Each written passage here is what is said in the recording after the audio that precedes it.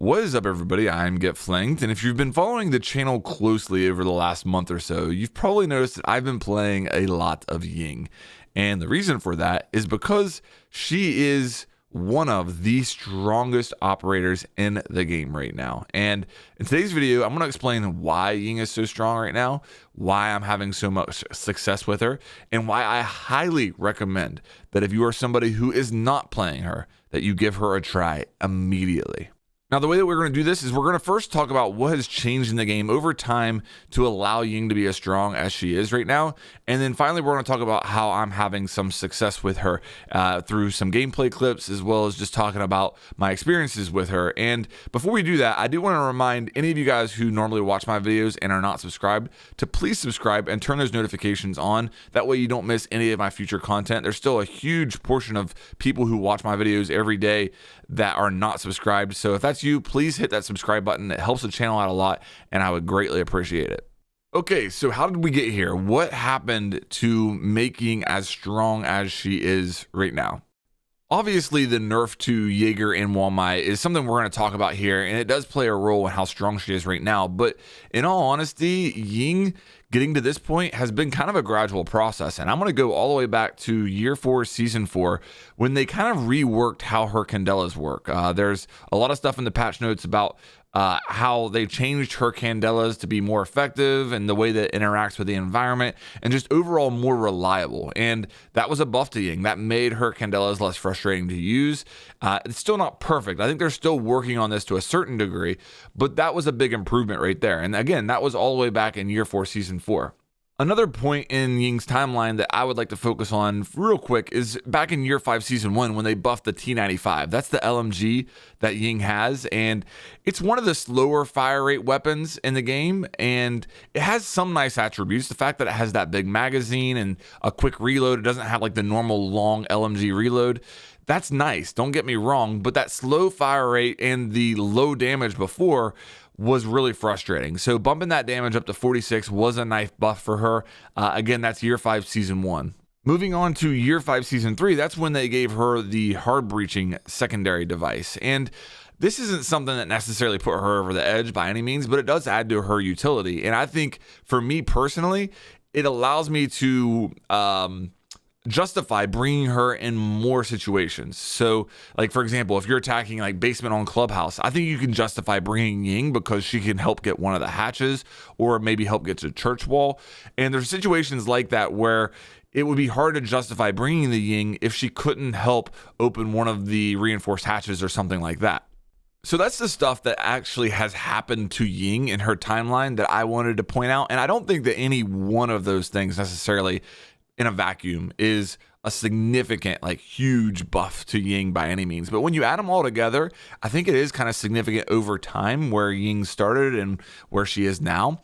And then comes Operation Neon Dawn and the Jaeger and Walmai nerfs. And that is what, in my opinion, has really sent Ying over the edge into must-pick territory. And there's a couple of different reasons for that. I'm not going to go into the Jaeger Walmai nerf. I think everybody's familiar with that. I've talked about it 100 times. But not only does it directly buff Ying in that her throwables are easier to use, and we'll talk about that a little bit, but also it opens up the door for allowing you to justify bringing her more because of how it's freed up the attacker composition.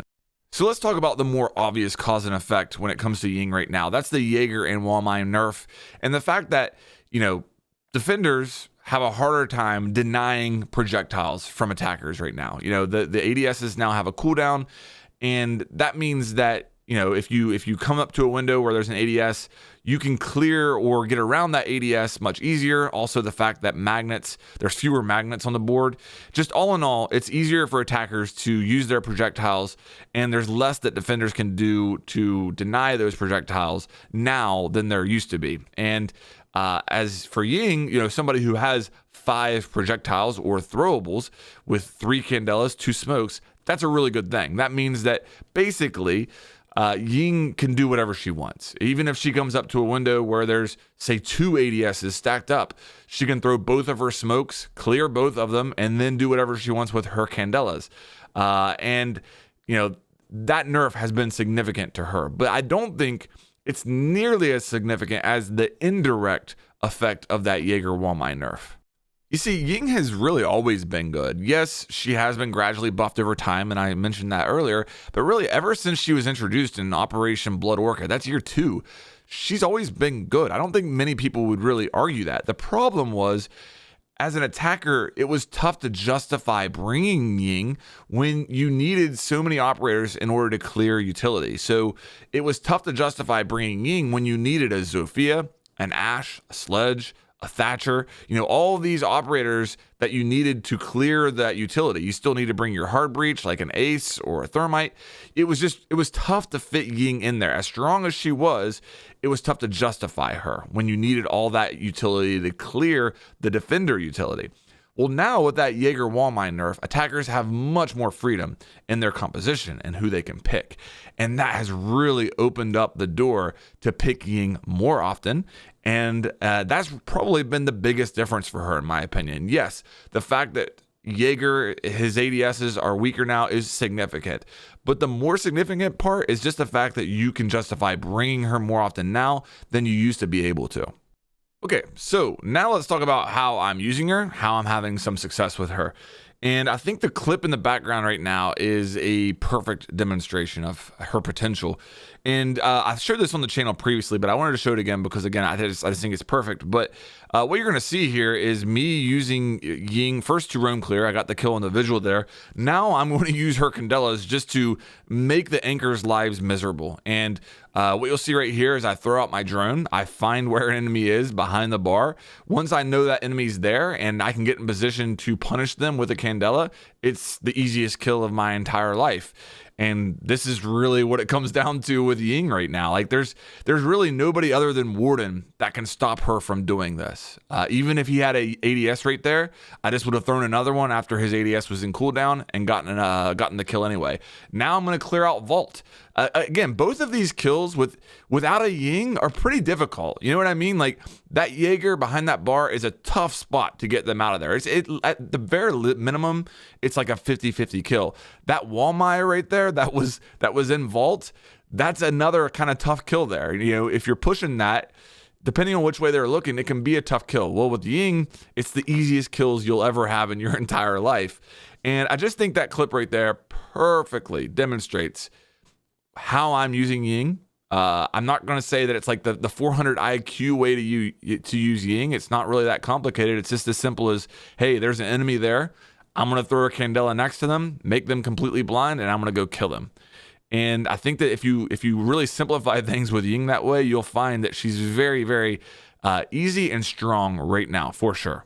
This next clip on Oregon is another example of, her kind of doing the same thing. I'm kind of pinned right here behind these bunks. This is a tough position to be in, but what you're going to see here as Ying is I'm able to throw one of her Candelas through a hole in the wall and completely clear kids. And again, this is a situation where this defender and kids would be a tough kill normally. You'd have to kind of push them together, coordinate something in order to get this kill normally. But with one Candela, I mean, again, there's not much easier kills than that, and anybody who knows me knows that I need those easy kills, right? It definitely helps me get kills when the enemy is full flash. So maybe that's why I'm loving Ying so much. It helps cover up my gun skill.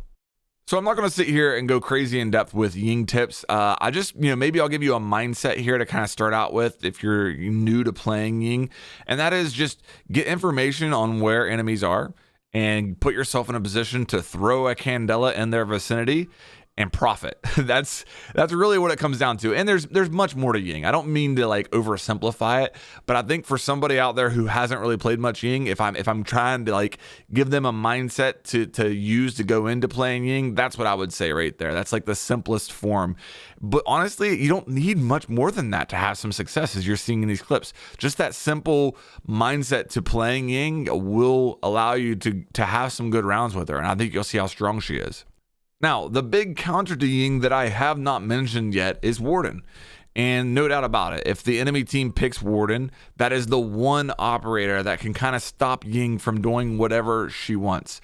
Couple things I'll mention regarding that, though. First of all, people still aren't picking Warden. If Ying's pick rate continues to go up, maybe you'll see more of it. But as of right now, people still aren't picking Warden. And I think that what you can see is for sure the first round that you pick Ying, there probably isn't going to be a Warden. If you execute on site really well with Ying, maybe they'll pick Warden as a response to that, and you should probably expect that.